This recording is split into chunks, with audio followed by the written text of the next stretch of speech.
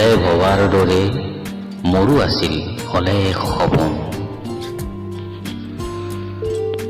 পিতাইৰ এখন নিজস্ব পৃথিৱী, এখন নিজস্ব আকাশ থকাৰ দৰে মোৰো এখন সুকীয়া পৃথিৱী, এখন সুকীয়া আকাশৰ অধিকাৰী হ'বলৈ গৈ সাঙুৰ খাই পৰিছো জীৱনৰ অলেখ শোকগাথাৰ পথে। পিতাইৰ এখন নিজস্ব পৃথিৱী, এখন নিজস্ব আকাশ থকাৰ দৰে মোৰো এখন সুকীয়া পৃথিৱী, এখন সুকীয়া আকাশৰ অধিকাৰী হ'বলৈ গৈ সাঙুৰ খাই পৰিছো জীৱনৰ অলেখ শোকগাথাৰ সতে। ভিন্ন সময়ত অভিন্ন হৈ পৰিছো, ভিন্ন সময়ত অভিন্ন হৈ পৰিছো মাটিৰ মানুহৰ সতে অলেখ সপোন ভাঙি ভাঙি।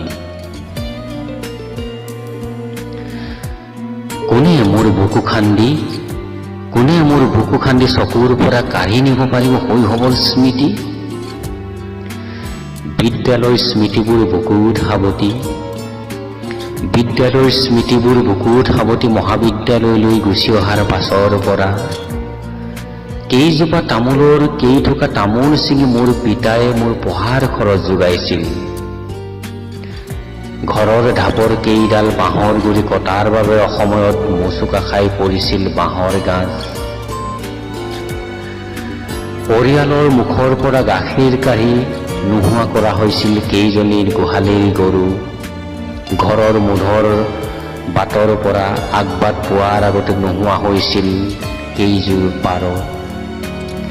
মাহটোৰ শেষৰ ফালে কলা পৰি অহা মোৰ ঘৰৰ মানুহখিনিৰ হেতা পৰা ছবিখন কোনে তুলনা কৰিব পাৰে কাৰ সতে? নিজৰ ঠিকনা এটা নিজা কৰি লোৱাৰ বাবে দেখিছো পিতাই কেনেকৈ পানী পানী কৰি দিছিল দেহা। নিজৰ এটা ঠিকনা নিজা কৰি লোৱাৰ বাবেই দেখিছো পিতাই কেনেকৈ পানী পানী কৰি দিছিল দেহা। নিতৌ যন্ত্ৰণাৰ সতে দগ্ধ হৈ হৈ মোৰ সপোনবোৰক ফুল কৰি তুলিবৰ বাবে শিকিব লগা হৈছে কেৱল হাঁহিৰ সতে একাত্ম হ'বলৈ। ভালে থকাৰ কথা কোনোবাই সুধিলে, ভালে থকাৰ কথা কোনোবাই সুধিলে মই ক'ব নোৱাৰো কিদৰে ভালে আছো মই।